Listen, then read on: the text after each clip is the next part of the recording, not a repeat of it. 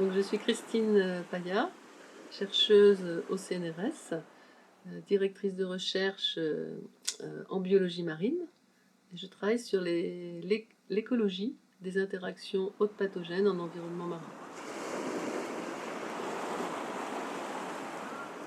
Mon parcours de formation, c'est assez classique, hein. J'ai fait un doc de biologie à Rennes, qui était en fait sur l'aménagement de l'espace. En fait, au départ, je voulais travailler en aménagement, vraiment plus aménagement du territoire.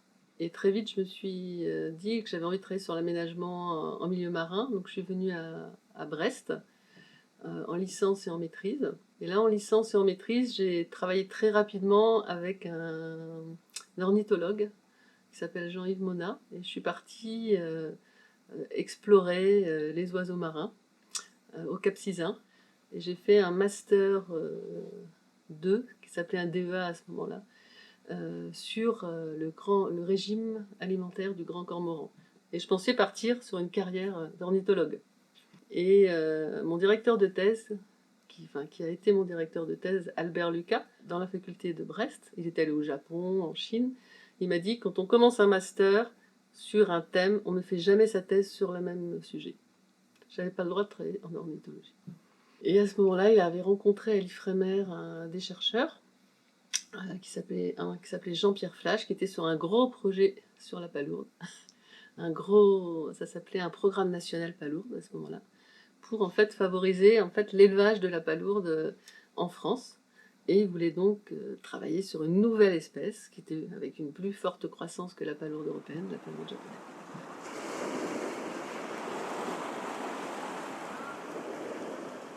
Alors là, j'en ai deux, j'en ai vraiment une passion depuis toute petite, depuis l'âge de 3 ans, c'est la danse. Donc ça c'est... j'ai failli partir dans la danse en fait à un moment donné parce qu'il n'y avait pas de travail. Il faut savoir que après ma thèse, pas de travail du tout.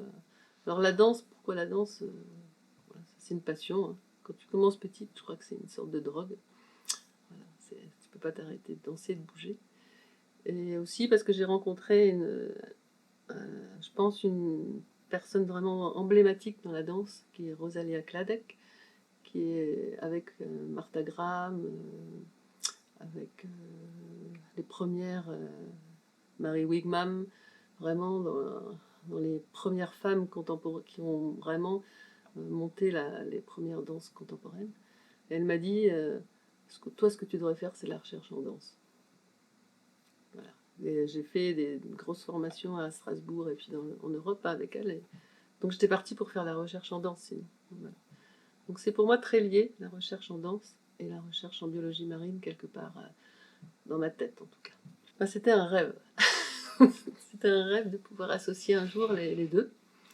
Parce que j'ai toujours fait de la danse de façon régulière. J'ai jamais arrêté, jamais, même pas un an ni rien. Enfin, c'est une sorte de ligne droite, et la biologie non plus.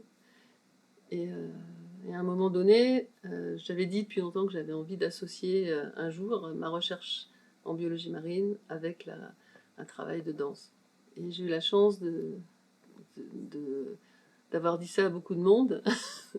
Et un jour, Marie-Michel Lucas, effectivement, qui était à l'ESAB, qui était en fait enseignante à l'école des Beaux-Arts, m'a proposé d'enseigner dans un de ses modules, dans un de ses corpus, à ses étudiants, ma recherche en biologie marine et d'y associer la danse avec ses étudiantes et étudiants.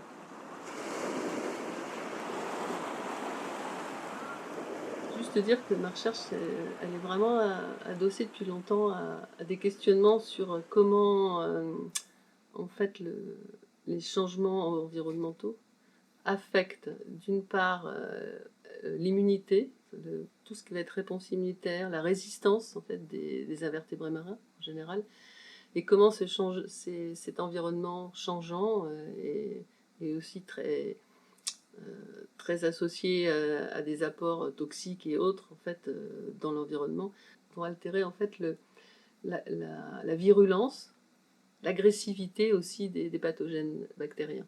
Et ça, c'est vraiment mon gros sujet, c'était vraiment de comprendre en fait ces mécanismes entre la résistance et la virulence.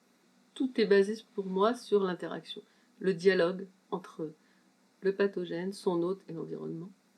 Là, je pense que j'ai eu un tournant, moi, en fait, en tout cas dans ma vie de chercheuse, hein, c'est pour ça que je voulais juste revenir là-dessus, c'est que avec Mick Guillaume, qui était chorégraphe, on a vraiment travaillé ensemble sur la notion d'altération.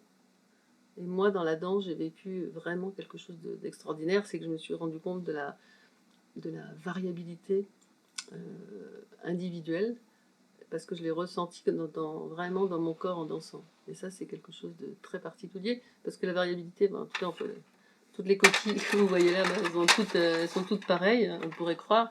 Quand on la regarde microscopiquement, elles ont toutes des altérations différentes, elles sont toutes variables. À la suite de tout ce que je viens de raconter là, je me suis dit que j'aimerais vraiment monter un jour un projet où il puisse y avoir une partie scientifique et une partie anthropologie, art, sciences, vraiment ce que j'ai envie de développer. Le projet s'appelle ClimClam, et ce projet, c'est l'impact du changement climatique sur les populations de bivalves, le cas de la palourde japonaise. Les palourdes, elles viennent du Japon. Donc elles ont été introduites des Philippines ou du Japon par les États-Unis et ensuite sont revenues donc jusqu'en Bretagne. Donc voilà, c'est aussi le Japon pour moi. C'est un voyage que j'ai fait avec un des étudiants en thèse. Bon, bien sûr, on allait travailler sur les palourdes là-bas, mais ce qui était très différent, c'est d'abord c'est leur mode de vie, mais c'est aussi tout ce qu'on vivait dans la forêt. Et en fait, c'était le soir quand on se promenait, les crabes arrivaient, les crabes de la mer arrivaient carrément dans la forêt, et les lucioles nous éclairaient toute la nuit. Et les lucioles, pour moi, c'est un souvenir absolument merveilleux de la recherche au Japon sur les palourdes. Voilà, ça a éclairé aussi ma recherche au Japon.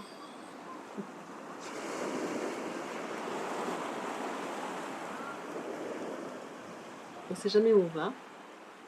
On ne sait jamais très bien. On sait pourquoi on fait les choses, parce que ça, on sait qu'on se pose des questions, on a des hypothèses et tout, mais on ne sait jamais du tout vraiment le résultat. Alors qu'on sait très bien qu'on se pose cette question-là, on pourrait peut-être aller chercher d'une autre façon. On prend quand même à un moment donné une direction donnée, et pourquoi on prend cette direction?